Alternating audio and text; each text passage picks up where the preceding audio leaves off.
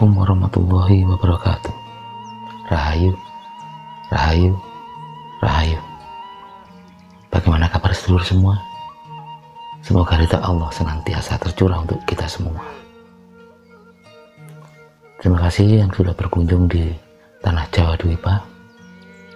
Pada kesempatan kali ini, saya akan coba kupas lagi tentang sosok yang fenomenal, Satrio Piningit.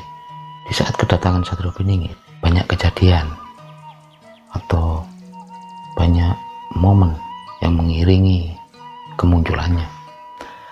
Seperti yang sudah saya jelaskan di video sebelumnya tentang tanda-tanda alam, ada lagi yang mungkin patut kita cermati. Sosok Satrio Piningit saat akan kemunculannya akan menjadi semacam perebutan, klaim antara barat dan timur, antara kulon dan wetan. Karena apa? Karena muncul penggambaran sosok Satrio Piningit ini dari Uga Wangsit Siliwangi dengan Budak Angonnya dan Prabu Jayabaya dengan Piningitnya. Nah, nanti akan ada saling klaim. Sosok Satrio Piningit ini dari daerah mana? Dari terah apa? Akan ada semacam perebutan, saling klaim. Sesuatu yang sebetulnya sangat lucu, sangat konyol. Karena Satrio Piningit sendiri itu berdarah Pajajaran dan berdarah Majapahit sebagai wakil dari dua kekuatan antara barat dan timur, kulon dan wetan. Nah, sampai saat ini pun masih menjadi perdebat. Nah, di saat kondisi seperti itu akan banyak dimanfaatkan golongan-golongan tertentu yang ingin memanfaatkan keadaan, mengacaukan situasi. Karena apa? Sejujurnya musuh kita bukan dari luar, tapi banyaknya mungkin semacam duri dalam daging lah. Kalau saya sebut pengkhianat terlalu sarkas. Kalau kita ingat atau kembali ke sejarah, makanya Bung Karno bilang jangan sekali-sekali lupakan sejarah. Diponegoro tertangkap karena siapa? Semuanya ada unsur pengkhianat. Ada tokoh yang memang berperan sebagai itu. Bangsa luar sulit masuk. Mereka memakai cara memanfaatkan orang dalam, orang-orang kita sendiri, orang-orang Nusantara. Nah, harapan kita jangan sampai hal itu terjadi kembali. Kalau kita memflashback masa lampau, dua kekuatan ini pernah hampir disatukan karena Pamomong Tanah Jawa, Sabto Palon, pernah berniat untuk menyatukan dua kekuatan ini, kekuatan barat dan timur, kulon dan wetan, yang diwakili Baduga Maharaja dari kulon dan Gajah Mada dari Majapahit atau dari timur. Memang saat itu yang menjadi raja adalah Hayam Wuruk. Namun tidak bisa dipungkiri kebesaran Majapahit adalah karena kecakap, buah pikir dan kecerdasan dari sosok Gajah Mada. Namun hal itu gagal total. Karena apa? Yang saya sebutkan tadi, masing-masing pihak ada duri, masing-masing pihak ada yang gak berkenan untuk Nusantara menjadi sebuah kekuatan besar. Saat itu Sabto Palon berharap dengan kebijaksanaannya diwakili oleh Sri Baduga Maharaja, dan untuk kekuatan militer, kepintaran dalam mengatur strategi perang dan tata tera kota militer, nggak ada sosok lain selain Gajah Mada. Namun cedera, jadi semacam noda karena kejadian kecil yang akhirnya sampai sekarang menjadi besar, peristiwa Bubat. Nah,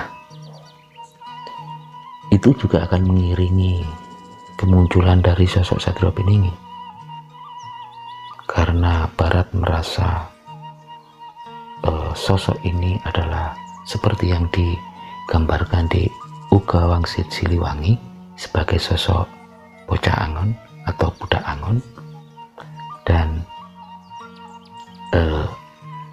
dari timur diwakili dari Jangka Jayabaya itu. Jadi dua pihak tidak akan saling mengalah. Kedua belah pihak saling merasa yang paling benar, sehingga berhak mengklaim bahwa sosok yang ditunggu sebagai calon kesatria Nusantara adalah dari golongan dua kubu ini. Nah, sebetulnya hal itu tidak akan terjadi. Kenapa bisa terjadi? Banyak pihak yang tidak ingin kemunculan sosok ini. Banyak pihak yang merasa terancam dengan kemunculan Satrio Pininggi. Nah, momen kemunculannya akan dimanfaatkan oleh golongan-golongan orang yang mementingkan kepentingan golongannya sendiri. Jadi memancing di air keruh dan memanfaatkan keadaan dan momen yang akan terjadi. Nah, harapan kita semoga itu tidak terjadi. Walaupun Jangka Jayabaya sudah menyebutkan akan adanya maaf kalau nggak salah semacam perang saudara. Bisa jadi, semoga saya salah, itu adalah proses ini. Jika kita sama-sama bertujuan untuk kebangkitan Nusantara, jadi nggak ada alasan untuk saling mengklaim sebagai yang paling benar. Namun bisa kita cermati, mari kita berpikir jernih. Saat ini pun seperti ada yang memang meletupkan kebesaran Majapahit dan kebesaran Pajajaran. Majapahit berhubungan erat dengan Pajajaran karena Raden Wijaya, pendiri Majapahit, pernah lama di Pajajaran. Seperti itu. Jadi janganlah perbedaan ini menjadi suatu bahan untuk diperdebatkan. Kalau tujuan kita sama untuk kejayaan Nusantara, abaikan semua perbedaan, satukan tekad. Itu mungkin menjadi salah satu alternatif, karena untuk kebangkitan Nusantara seperti apa yang disampaikan oleh Mahapati Gajah Mada, berdamailah dengan diri sendiri, hilangkan keakuan dan egoisme. Hanya itu yang bisa saya sampaikan. Mohon maaf jika ada salah kata. Silahkan subscribe jika dirasa bermanfaat, like, dan berkomentar secara positif. Mari kita berdiskusi agar bisa mendapatkan hikmah dari wacana yang saya sampaikan. Dan sekali lagi saya sampaikan, cukuplah apa yang saya sampaikan ini sebagai penambah wawasan, bahan pemikiran, dan literasi tambahan, bukan mencari atau memaksa sebuah kebenaran, karena kebenaran adalah milik Sang Pencipta. Oke, sampai jumpa di video berikutnya. Assalamualaikum warahmatullahi wabarakatuh. Rahayu, rahayu, rahayu. Bye. See you.